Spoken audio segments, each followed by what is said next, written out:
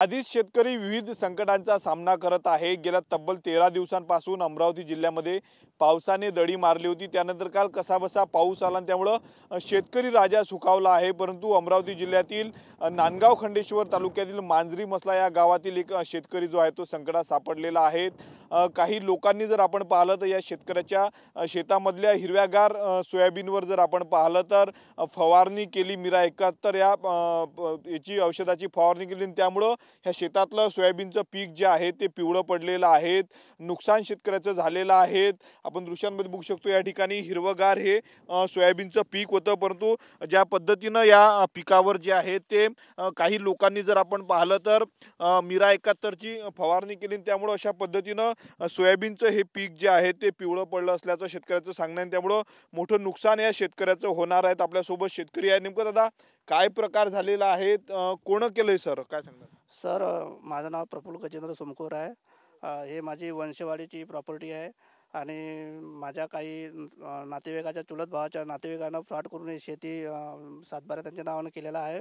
कारण मी शेती 8 ते 10 वर्षापासून माझ्या ताब्यात आहे, मी करत आहो। माझ्या काकाने मला त्यांचे मुलं बाळ व्यसनाधीन असल्यामुळं आणि काकू बिमार असल्यामुळं ते शेती माझ्याकडे दिली आणि त्यांचं पालनपोषण मी 8 ते 10 वर्षापासून करत आहो। आणि त्यानंतर हे आम्हाला न कळवताच यांनी सातबारा त्यांच्या फ्रॉडनुसार त्यांच्या नावानं करून घेतला। म्हणजे वंशवाडीतले लोक न राहता, कुटुंबातले लोक न राहता वेगळ्या कुटुंबातले लोक आहे, त्यांच्या आमच्या कुटुंबाशी काही एक संबंध नाही। आणि त्यांनी त्या सातबारा त्यांच्या नावानं केल्यामुळं ते आम्हाला 2-4 वेळा धमकावलं। मी म्हटलं भाऊ आम्ही शेत पेरलं आहे, यावर्षी पेरू द्या।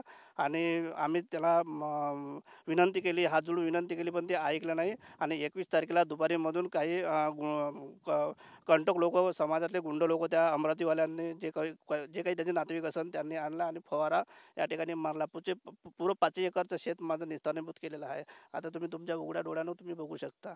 कारण माझं आज ते 2 ते 3 लाखाचं उत्पन्न ह्या 5 एकरातलं जे उत्पन्न 2 ते 3 लाखाचं होतं हे पुरं आता ते शक्यताच नाही की मला 50,000चं उत्पन्न होईल म्हणून। तक्रार तुम्ही कोणाकडे केली होती का, त्यानंतर काय झालं? मी चांदुरवली पोलीस स्टेशनला तक्रार केली आणि माझा ह्या कुटुंबाच्या विषयी कोर्टाची माझ्या वकिलांनी नोटीस बी पाठवलेली आहे। त्यांना त्याकडे नोटीस पोस्ट झाली पण आहे। नोटीस पोस्ट झाल्याच्या नंतरही त्यांनी ह्या शेतामध्ये येऊन त्यांच्या शेतात काहीच अधिकार नसूनही ह्या शेतामध्ये त्यांनी खत फवारणी करून मिरा 71 ची फवारणी करून हे तणालाच नाही तर पिकालाही नष्ट करू शकते। आणि ते आज तुमच्या डोळ्यासमोर दिसूनच राहिलं की पीक आता अरणारच नाही। तरी पण मी आजच्या तारखेला जे माझ्यापासून जे वाचेल ते वाचेल, नाही तर काहीच नाही। आणि अशी अवस्था आहे शेतीची झालेली आहे।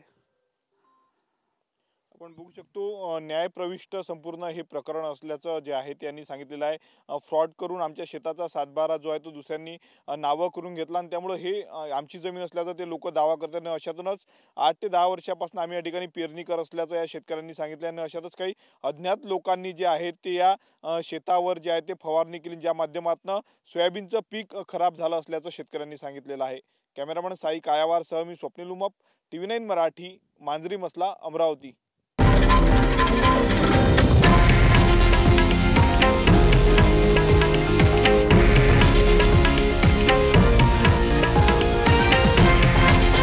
हे आहे देशातील नंबर 1 न्यूज नेटवर्क आणि आपण पाहत आहात TV9 मराठी, एकमेव।